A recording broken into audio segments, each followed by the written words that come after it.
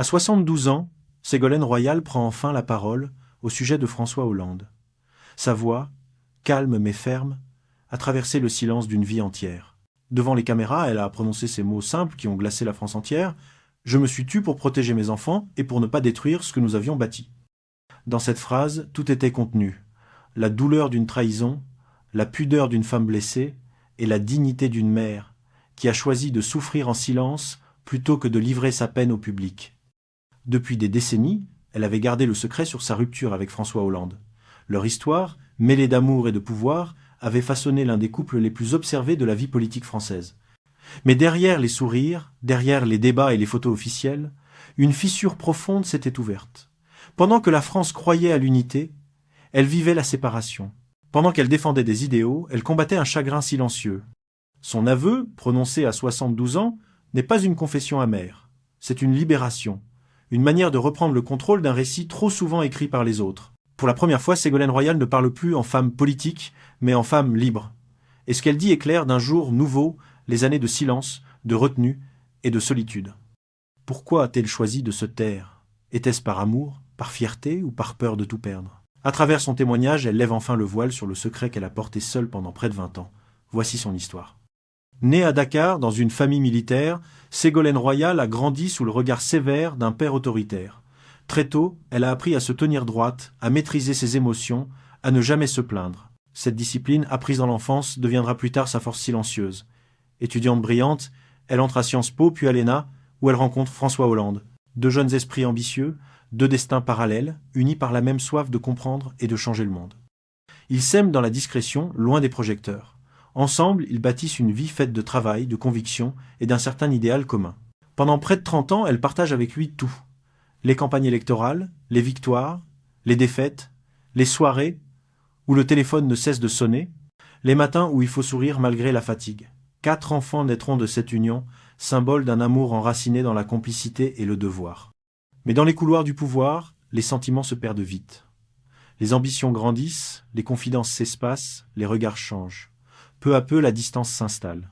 Ce qui autrefois était un rêve partagé devient un territoire fragile, rongé par le poids de la politique et des secrets.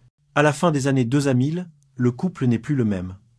Les rumeurs circulent, les journalistes murmurent, mais elle garde le silence. En public, elle reste droite, sereine, fidèle à son image de femme forte. En privé, elle endure. Elle sait que, dans le monde où elle évolue, une émotion trop visible peut devenir une arme contre elle. Quand la campagne présidentielle de 2007 commence, leur relation est déjà fissurée. Pourtant, elle décide de tenir, de défendre son engagement et sa dignité, coûte que coûte. Ce qu'elle ignore encore, c'est que cette campagne sera le tournant de sa vie. Fidèle à sa nature, elle affrontera la trahison sans colère et sans cri. Ce sera le début d'une longue épreuve intérieure, celle d'une femme qui, derrière les micros et les sourires, apprend à survivre à l'humiliation publique. Lors du débat présidentiel de 2007, la France la découvre sous les projecteurs. Son ton est posé, son regard assuré, sa voix ne tremble pas. Ce que personne ne voit, c'est la douleur qu'elle dissimule avec une maîtrise presque surhumaine. Derrière le pupitre, Ségolène Royal sait déjà que François Hollande s'éloigne d'elle, que leur histoire se défait lentement dans l'ombre. L'homme qu'elle a accompagné pendant près de 30 ans a tourné la page sans un mot, et elle doit, malgré tout, continuer à incarner la force tranquille d'une candidate à la présidence. La trahison n'a pas éclaté dans un scandale brutal. Elle s'est insinuée jour après jour dans les silences, les absences, les regards fuyants. Les proches se taisent, les collaborateurs devinent, mais personne n'ose prononcer la vérité. Pendant ce temps, la France la regarde comme une icône. Elle devient le visage de l'espoir, alors qu'en coulisses, son monde privé s'effondre. Ce soir-là, face à Nicolas Sarkozy, elle ne débat pas seulement avec un adversaire politique. Elle affronte aussi sa propre humiliation. Chaque mot prononcé est un acte de résistance. Elle sait que le moindre signe de faiblesse sera interprété comme une défaite. Alors elle se redresse, elle répond calmement, et son silence devient son arme. Un conseiller se souviendra plus tard de ce moment. Elle n'a pas pleuré, disait-il, mais son regard suffisait à tout comprendre. Dans ce débat, elle a perdu une élection mais gagné autre chose, plus rare et plus durable, le respect. Quand les caméras se sont éteintes, le pays a continué de commenter sa performance. Peu savaient que derrière cette dignité froide se cachait une femme blessée. La campagne s'est achevée dans le tumulte, mais pour elle, la vraie défaite était intime. À cet instant, Ségolène Royal a compris que le pouvoir peut tout prendre, même l'amour. Quand des années plus tard, on lui demanda pourquoi elle n'avait jamais parlé, Ségolène Royal répondit simplement « Parce que le silence, parfois, protège plus que les mots. » Ce n'était pas une formule, c'était une vérité née dans la douleur, forgée par la nécessité de rester droite dans un monde où tout vacille. Après la campagne de 2007, elle savait. Les confidences, les articles à demi-mot, les photos volées avaient fini par révéler ce qu'elle avait déjà pressenti. François Hollande partageait désormais la vie d'une autre femme. Le choc fut immense, mais aucune colère ne franchit ses lèvres. Dans l'intimité, elle a choisi de ne rien dire. Non par faiblesse, mais par instinct de protection. Il fallait protéger ses enfants, préserver ce qui pouvait encore l'être, empêcher que la honte privée devienne spectacle public. Elle a traversé ces années comme une ombre. Les plateaux télévisés, les débats, les interviews, tout était devenu une épreuve de maîtrise. Chaque mot était pesé, chaque sourire contrôlé. Dans les coulisses, elle se taisait, observait, encaissait. Ceux qui la côtoyaient alors se souviennent de son calme presque inquiétant. Elle ne laissait rien paraître. Ce silence, beaucoup l'ont interprété comme de la froideur. En réalité, c'était une armure. Elle savait que dans la politique française, une femme blessée est vite transformée en cible. Le moindre élan de colère aurait été jugé hystérique. La moindre larme exploitée comme faiblesse. Alors, elle a serré les dents. Elle a choisi le silence comme on choisit une arme invisible. Ce mutisme était sa façon de reprendre le contrôle, de refuser qu'on dicte la manière dont elle devait souffrir. Un proche raconte qu'à cette époque, elle vivait entre deux mondes, celui de la représentation publique et celui du silence intérieur. Elle rentrait chez elle après les meetings, se changeait en silence, lisait des pages entières pour ne pas penser. Les mots des autres devenaient un refuge. Camus, Beauvoir, Duras. Des femmes et des hommes qui avaient compris ce que signifie tenir sans éclater. La nuit, dans sa maison du Poitou-Charentes, elle marchait souvent seule dans le jardin. L'air y était froid, les arbres immobiles, et dans cette immobilité, elle retrouvait un peu d'elle-même. Elle ne pleurait pas. Elle respirait simplement, lentement, jusqu'à ce que la douleur devienne supportable. Ce silence, elle le vivait comme une discipline. Chaque matin, elle se levait tôt, préparait le café, lisait les journaux, et chaque jour, elle se répétait la même phrase « Reste droite, ne tombe pas ». Pour elle, se taire n'était pas renoncer, c'était résister. Elle savait que parler aurait tout détruit.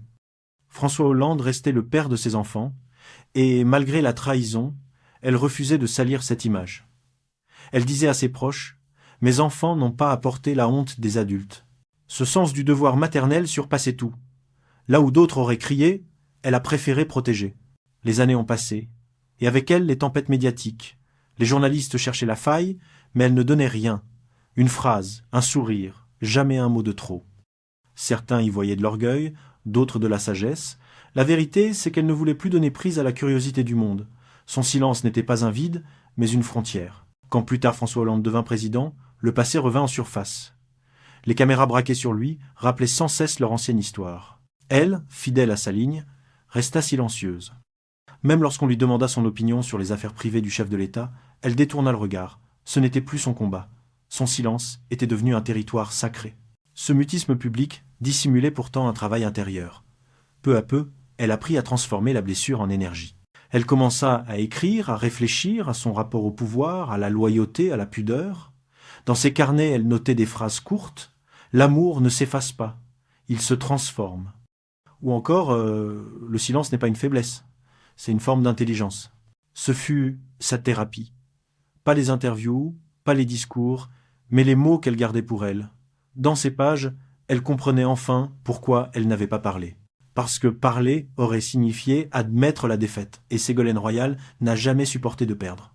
Lorsqu'elle reparut publiquement, quelques années plus tard, son visage semblait apaisé. Les rides ne trahissaient pas la fatigue, mais une forme de lucidité. Elle parlait lentement, avec des phrases claires, sans rancune. Dans une émission télévisée, un journaliste osa la question « Pourquoi n'avoir jamais répondu aux humiliations ?» Elle sourit et répondit « Parce qu'il fallait que quelqu'un reste digne. » Cette réponse, simple et tranchante, fit taire le plateau. Elle n'avait pas besoin d'accuser pour que chacun comprenne. Son silence avait été son cri le plus fort. Derrière cette maîtrise, il y avait un long processus de reconstruction. Elle s'était imposée une vie simple, presque monacale. Fini les grandes réunions, les soirées mondaines. Sa maison de La Rochelle devint un refuge. Le matin, elle jardinait. L'après-midi, elle lisait ou écrivait. Le soir, elle écoutait de la musique classique. Peu à peu, le tumulte s'éteignit. Dans cette solitude choisie, elle redécouvrit la liberté. Plus de rôles à jouer, plus d'images à défendre. Juste une femme face à elle-même. Cette paix ne vint pas d'un coup. Elle fut conquise jour après jour, dans le silence des habitudes. C'est là qu'elle comprit le sens profond de son choix. Se taire, ce n'était pas fuir, c'était se protéger. Un jour, lors d'une conférence sur la place des femmes dans la vie publique, elle prononça une phrase qui résumait tout. En politique comme en amour, il faut parfois savoir se taire pour ne pas perdre son âme. Ces mots furent salués, cités, repris. Beaucoup y virent une allusion à son passé. Elle ne confirma ni ne démentit. C'était sa manière de dire sans dire. Ce silence, devenu au fil du temps un langage à part entière, lui a rendu ce que les années lui avaient pris. Elle avait retrouvé son autorité morale, son indépendance, et cette force tranquille que rien ne pouvait plus ébranler. Aujourd'hui encore, quand on évoque son nom, ce n'est pas la colère qu'on retient, mais le calme. Elle incarne cette pudeur française que beaucoup avaient oubliée. Une femme capable de tout affronter sans jamais crier, de tout perdre sans jamais s'abaisser. Ce qu'elle révèle à 72 ans, c'est que son silence n'était pas une faiblesse, mais une victoire invisible. Derrière ce mutisme se cachait une stratégie du cœur. En refusant le scandale, elle a préservé sa liberté. En choisissant la retenue, elle a gardé sa dignité. En se taisant, elle s'est sauvée. Et au fond, ce silence était aussi une autre forme d'amour. L'amour de ce qu'ils avaient été, de ce qu'ils avaient construit, malgré tout, le respect d'une histoire qui ne méritait pas d'être salie par les mots. Pour la première fois, elle admet que le silence lui a tout coûté, mais qu'il lui a aussi tout rendu. La paix, la fierté, la force. Et en levant les yeux vers la caméra, elle murmure « Parfois se taire, c'est la seule manière de rester vrai. » Ce jour-là, la France découvre une autre Ségolène Royal. Ni la candidate, ni la battante, ni la compagne trahie, mais la femme qui a survécu à tout sans jamais renoncer à elle-même. Les années ont passé, et Ségolène Royal n'est plus la femme brisée que la presse croyait voir. Dans sa maison de La Rochelle, loin du tumulte parisien, elle a réappris la simplicité. Les murs sont blancs, les meubles sobres, la lumière entre doucement le matin. Elle commence ses journées en silence, avec un café et un livre. Cette vie apaisée n'est pas une fuite, c'est une victoire. Elle a choisi d'habiter la paix après avoir traversé la tempête. Son entourage parle d'une femme transformée. Elle sourit plus souvent, parle moins vite, choisit ses mots avec soin. Quand elle prend la parole dans les conférences, sa voix n'a plus cette tension d'autrefois. Elle parle désormais de justice sociale, d'écologie, de transmission. La politique n'est plus un champ de bataille, mais un outil pour faire du bien. Elle dit souvent que le pouvoir ne vaut rien sans la lucidité. Ses échecs lui ont appris ce que la réussite ne pouvait pas lui donner. Dans les regards de ses enfants, elle a retrouvé ce qu'elle pensait avoir perdu, le sens. Leur affection calme, leur respect silencieux sont devenus le centre de sa vie. Un ami raconte qu'elle écoute désormais plus qu'elle ne parle. Elle observe, analyse, comprend sans juger. Ce détachement n'est pas de l'indifférence, mais une sagesse acquise dans la douleur. Elle n'a plus besoin de convaincre ni de prouver quoi que ce soit. Dans un entretien récent, elle a confié qu'elle n'en voulait plus à personne.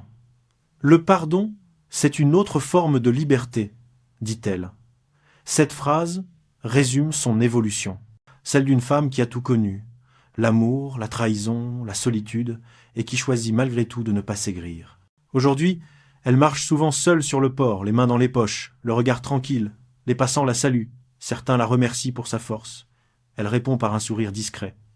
Dans ce silence apaisé, il n'y a plus de blessure, seulement la certitude d'avoir survécu à tout sans jamais renier qui elle est.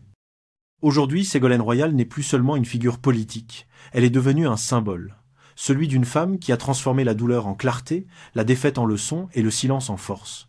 Dans un pays où les voix s'élèvent souvent pour accuser, elle rappelle que la dignité peut être une arme plus puissante que les mots. Son parcours inspire bien au-delà de la politique.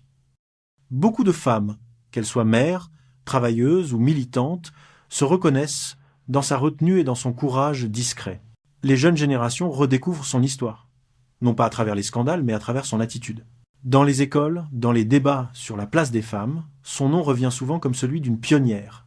Elle n'a pas revendiqué la force, elle l'a incarnée. Et sans discours, sans mise en scène, elle a fait comprendre qu'une femme peut exister sans crier, qu'elle peut résister sans humilier. Sa présence publique a changé, elle n'a plus besoin de se défendre, elle transmet, elle parle de transmission, de responsabilité, d'équilibre. Elle encourage les jeunes femmes à ne pas confondre liberté et exhibition, pouvoir et paix intérieure. Pour elle, le courage n'est pas dans le bruit, mais dans la constance. Ceux qui la croisent disent qu'elle dégage désormais une sérénité rare, ni amertume, ni vanité, juste cette assurance calme de ceux qui ont tout vécu. Son regard ne cherche plus à convaincre, mais à comprendre. Elle a quitté la scène du pouvoir sans rancune, laissant derrière elle une trace d'exigence et de respect. Son héritage ne se mesure pas en vote ni en titre, il se lie dans la manière dont elle a su rester fidèle à elle-même. Dans ce monde bruyant, sa discrétion est devenue une leçon. Beaucoup ont compris qu'elle n'a pas perdu en se taisant. Elle a gagné ce que peu de gens atteignent, la paix avec elle-même. Ségolène Royal a tout connu, l'amour et la trahison, la gloire et la solitude, le silence et la renaissance. À 72 ans, elle n'a plus rien à prouver. Ce qu'elle partage aujourd'hui n'est ni une revanche ni une justification, mais une vérité humaine. Celle d'une femme qui a choisi la dignité quand tout l'invitait à crier, qui a préféré le calme à la colère, la pudeur à l'amertume. Son histoire dépasse la politique. Elle parle de la condition humaine, de ces épreuves qui nous brisent pour mieux nous révéler. Le silence qu'elle a gardé pendant tant d'années n'était pas un oubli, mais une fidélité à ce qu'elle est profondément. En se taisant, elle a préservé ce que le pouvoir ne pouvait ni lui donner, ni lui reprendre, la paix intérieure. Aujourd'hui, elle avance sans regret. Son regard n'a plus la dureté d'autrefois, mais une douceur lucide. Peut être que, finalement, ce silence était sa plus belle victoire, une manière d'aimer sans détruire, de souffrir sans se perdre, et à travers elle, la France se souvient qu'on peut tomber sans jamais renoncer à sa dignité. Car parfois, le vrai courage, c'est simplement de se taire et de rester debout.